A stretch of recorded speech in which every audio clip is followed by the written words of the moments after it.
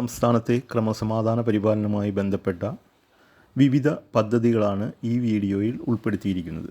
ആദ്യത്തേത് ജനമൈത്രി സുരക്ഷാ പദ്ധതി.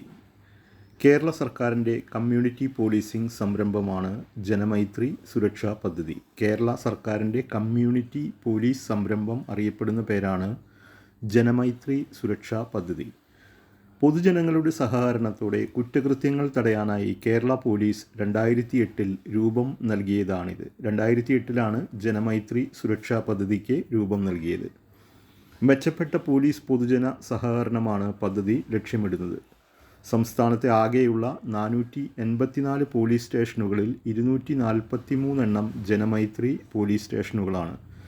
കേരളത്തിലെ 484 പോലീസ് സ്റ്റേഷനുകളിൽ 243 ജനമൈത്രി പോലീസ് സ്റ്റേഷനുകളാണ്. അടുത്തത് SPC. പോലീസ് വകുപ്പും വിദ്യാഭ്യാസ വകുപ്പും ചേർന്ന് നടത്തുന്ന സ്കൂൾ അധിഷ്ഠിത പരിപാടിയാണ് student police cadet. Student police കേഡറ്റിൻ്റെ ചുരുക്കപ്പേരാണ് SPC. തദ്ദേശ സ്വയംഭരണ വകുപ്പ്, എക്സൈസ് വകുപ്പ്, വനം വകുപ്പ്, ഗതാഗത വകുപ്പ് എന്നിവയുടെ പിന്തുണയും SPCക്കുണ്ട്. തദ്ദേശ സ്വയംഭരണ വകുപ്പ്, എക്സൈസ് വകുപ്പ്, വനം വകുപ്പ്, ഗതാഗത വകുപ്പ് എന്നിവയുടെ പിന്തുണയും SPCക്കുണ്ട്. 2010 ഓഗസ്റ്റ് 2 സംസ്ഥാനത്തെ 127 സ്കൂളുകളിലാണ് പദ്ധതി ആരംഭിച്ചത്. അപ്പോൾ SPC ആരംഭിച്ചത് 2010 ഓഗസ്റ്റ് 2 2020 ഏപ്രിൽ വരെ 702 സ്കൂളുകളിലായി 60,000 കേഡറ്റുകൾ പദ്ധതിയിൽ അംഗമാണ്. അടുത്ത പദ്ധതിയാണ് പ്രോജക്റ്റ് കൂട്ട്.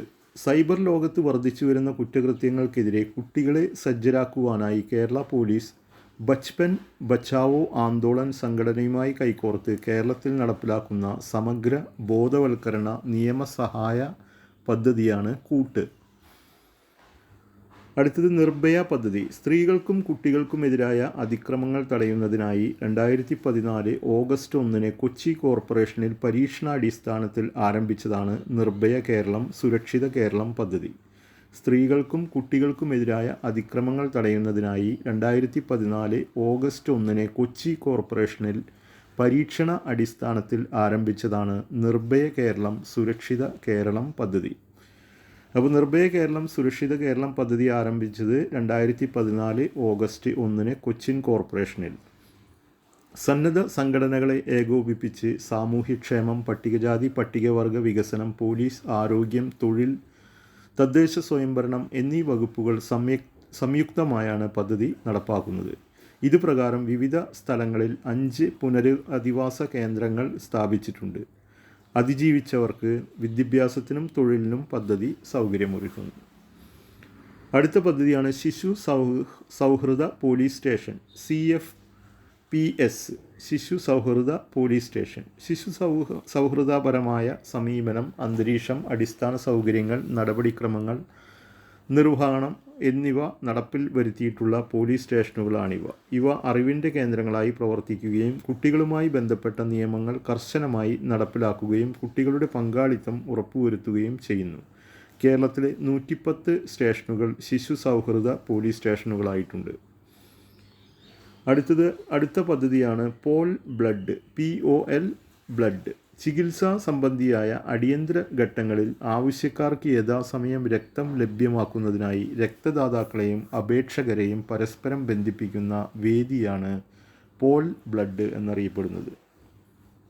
ചികിത്സാ സംബന്ധിയായ അടിയന്തര ഘട്ടങ്ങളിൽ ആവശ്യക്കാർക്ക് യഥാസമയം രക്തം ലഭ്യമാക്കുന്നതിനായി രക്തദാതാക്കളെയും അപേക്ഷകരെയും പരസ്പരം ബന്ധിപ്പിക്കുന്ന വേദിയാണ് പോൾ ബ്ലഡ്. കേരള പോലീസിൻ്റെ ഔദ്യോഗിക മൊബൈൽ ആപ്പായ പോൾ ആപ്പിൽ ഈ സേവനം ലഭ്യമാണ്.